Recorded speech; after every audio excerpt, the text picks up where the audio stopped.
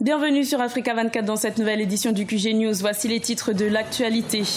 Roger Milla, l'ancienne gloire du football camerounais, s'engage dans la protection de l'environnement et la promotion du développement durable au Cameroun.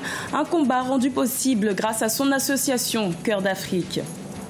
Une nouvelle tendance émerge en Afrique du Sud, celle de la pratique de la moto par les femmes de tout âge et de tout horizon.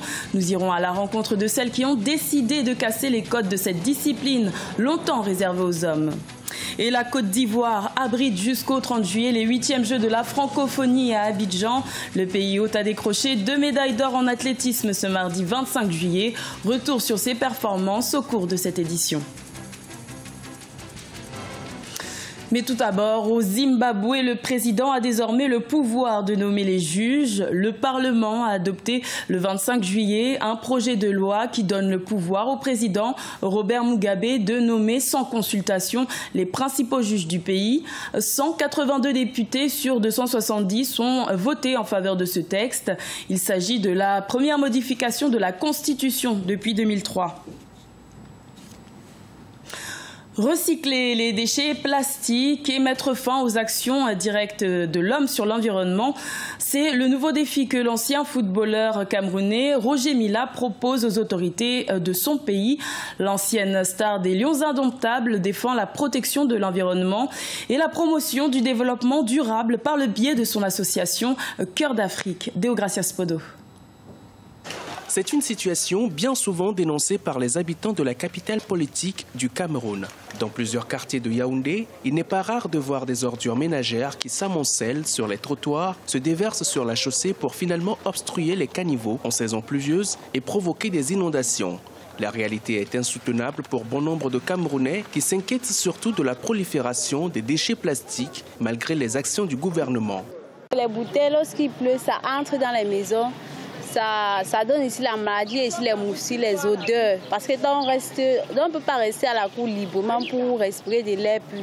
On respire juste la saleté.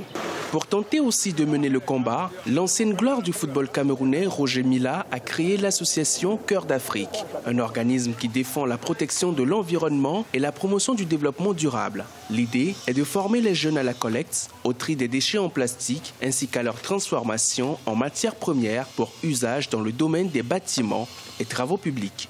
Pensons que c'est un bon projet pour l'avenir déjà dans notre pays, notamment en ce qui concerne la lutte contre la pollution. Et déjà, également, ça peut également être une source de revenus d'emploi pour les jeunes Camerounais que nous sommes.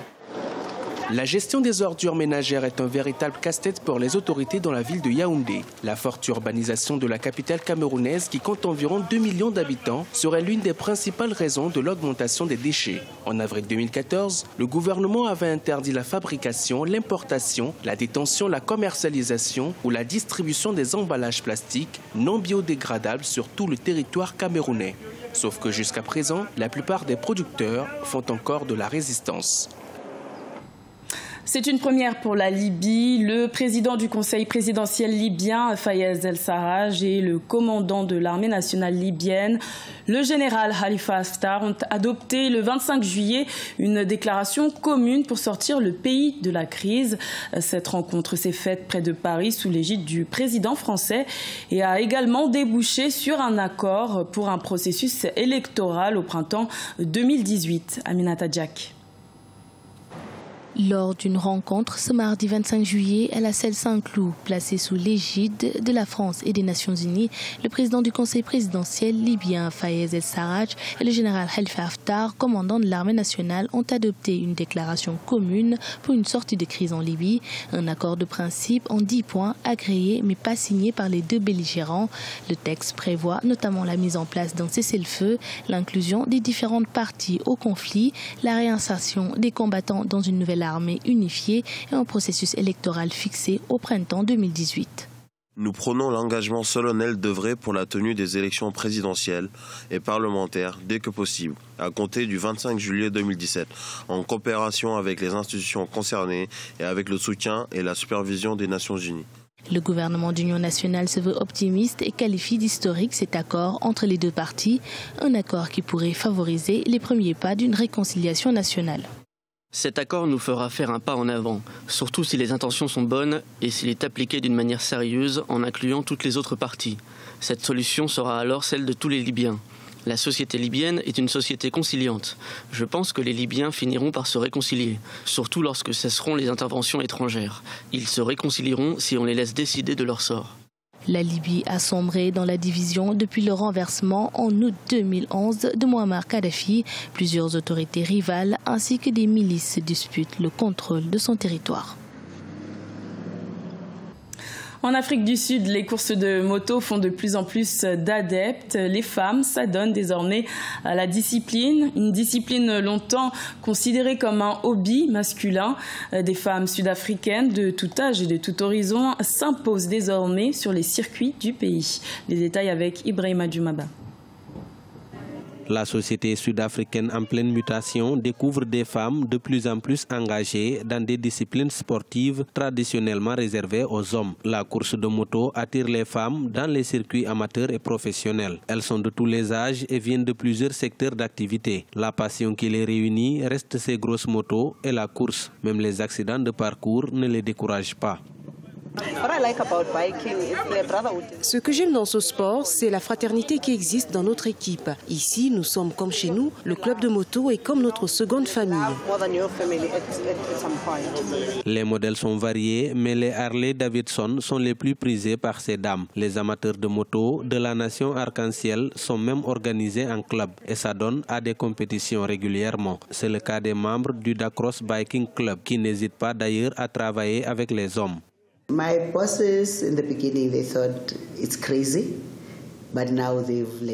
Au début, mes garçons pensaient que c'était fou, mais maintenant, ils ont appris à l'accepter. Tous les vendredis, je suis en jean avec ma moto. À la maison, ils l'ont accepté. J'ai acheté une moto à ma fille pour l'initier. Maintenant, notre passion est devenue aussi une pratique féminine. Cela a changé la perception que les gens avaient de nous. Au total, l'Afrique du Sud compte plus de 400 motards répartis dans les 9 provinces du pays. Au cours des dernières années, ces femmes motocyclistes ont su s'imposer dans le paysage sud-africain. Elles ont même réussi à exporter leurs compétitions dans les pays voisins, notamment au Swaziland, où elles compétissent sur un circuit de 800 km. Les 8e Jeux de la francophonie se poursuivent jusqu'au 30 juillet en Côte d'Ivoire. Le pays organisateur a d'ailleurs décroché 2 médailles d'or ce mardi 25 juillet dans le 4x100 mètres hommes et dames. Le point sur ses performances avec notre correspondant Olivier Conan.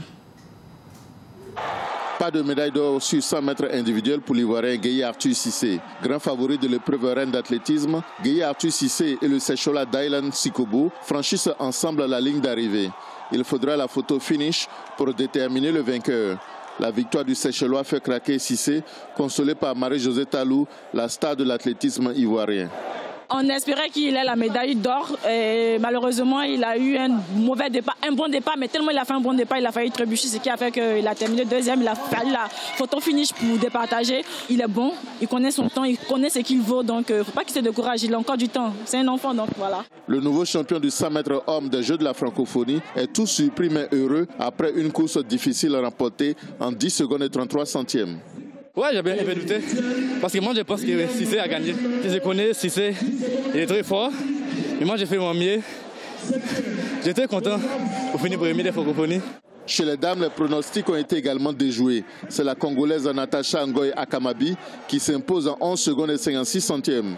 Elle savoure à sa juste valeur une victoire surprise qui lui ouvre les portes de l'élite de l'athlétisme mondial. Non, je n'attendais pas de course. Vraiment, j'attendais même 4e, 3e. Non, vraiment, premièrement, c'est incroyable. C'est vraiment incroyable. Les adversaires sont forts que moi, mais quand même, ça va. J'ai rapporté le médaille d'or. La Suissesse d'origine ivoirienne Samantha Dagri décroche la 3e place avec un temps de 11 secondes et 68 centièmes. Elle explique pourquoi elle court pour la Suisse, son pays de naissance. C'est assez compliqué si on veut changer de nationalité, donc c'est pour ça que j'ai décidé de courir pour la Suisse. Je suis sûre que je peux faire mieux parce que là j'ai vraiment fait un très très mauvais départ, donc je ne suis pas contente. A noter la victoire sur 10 000 mètres de la Roumaine Roxana Birka en 35 minutes 31 secondes et 13 centièmes. Gueye Arthur Cissé, quant à lui, s'est rattrapé au relais 4x100 mètres en remportant la médaille d'or. La Côte d'Ivoire a obtenu une seconde médaille d'or avec le relais 4x100 mètres dames. Ce journal a été réalisé par l'ensemble de la rédaction. Merci de votre fidélité. Retrouvez dans un instant une nouvelle édition de l'information sur Africa 24.